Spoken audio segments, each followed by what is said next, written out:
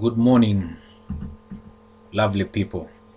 So today we want to look at how to differentiate the inverse trigonometric functions, and to start with we want to list just a few and see the phrases used on these trigonometric functions. So first, to start with, we want to write y is equals to the sine inverse of x. Now this one is given the name the arc sine of x. If you write y is equals to the cosine inverse of x, it is given the name the arc cosine of x. And we can list many more. We can have y is equals to the tan inverse of x. We can have y is equals to the cot inverse of x. We can have y is equals to 1 over sine is cosecant, so cosecant inverse of x. We can have y is equals to 1 over cosine is secant, so we can have secant inverse of x. So these are the most common inverse trigonometric functions, and what we want to do is to see how to get their derivatives. Now, before we get to their derivatives, it is important that we remind ourselves of the following trigonometric identities. We said one of them, the most common, is cosine square of x plus sine square of x is equals to 1.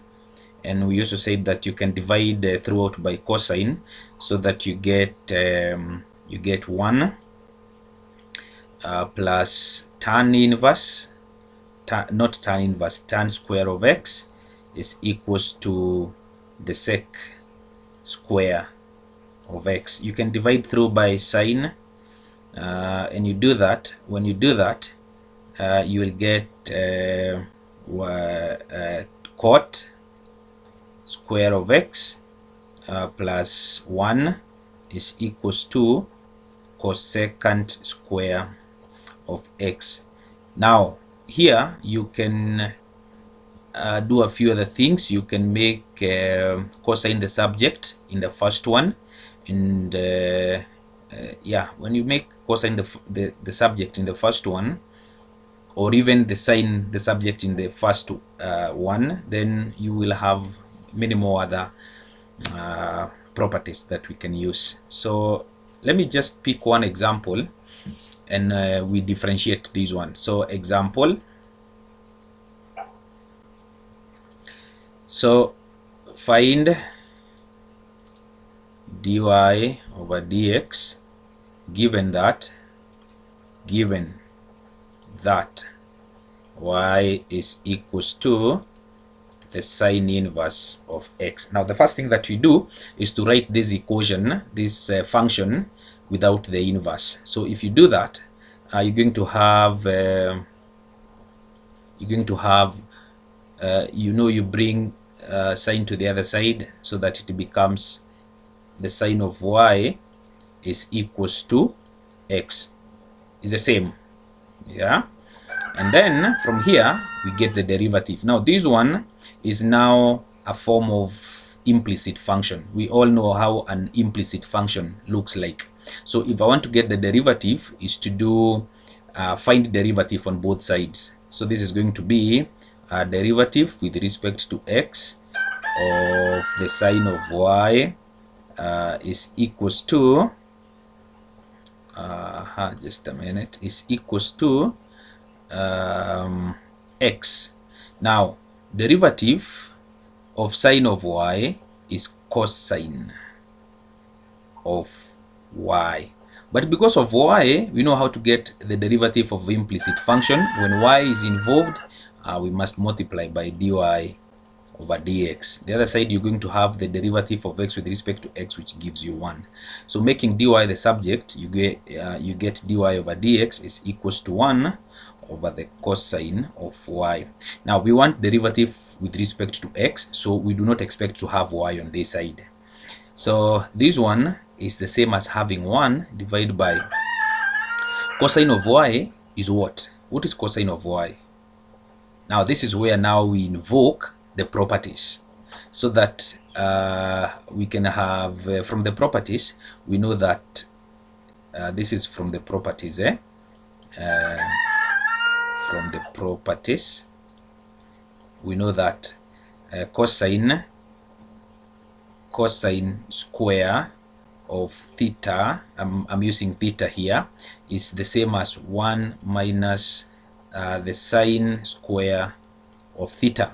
So if you make cosine the subject, you're going to have cosine of theta is equals to the square root of 1 minus the sine square of theta. So if this is y, then here you're going to have y, and therefore I can substitute the cosine of y with the square root of 1 minus the sine square of y. Then I still have y, and I don't want y because I want the derivative to be with respect to x.